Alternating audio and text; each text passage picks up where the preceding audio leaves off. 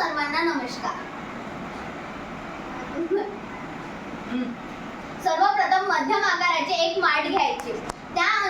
त्याला स्वच्छ धुवायचे. त्यानंतर त्याच्या अंदर मीठ टाकायचे आणि त्याला पुन्हा एक वेळा धुवून टाकायचे.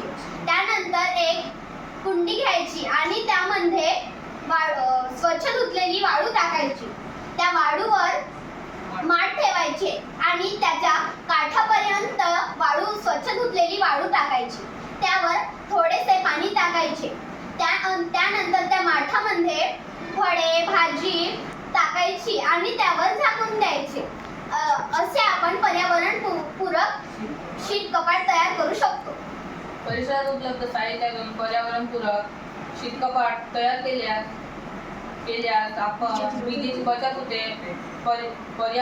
पर्यायाने वीज निर्मिती होताना होणारे प्रदूषण कमी होते.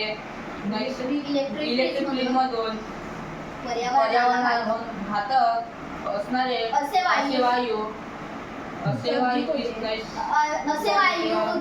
उत्सर्जित होतात. नैसर्गिक शीत कपाटामुळे वायू प्रदूषण रोखले जाते.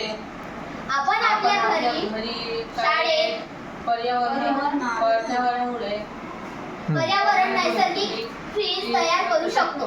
धन्यवाद.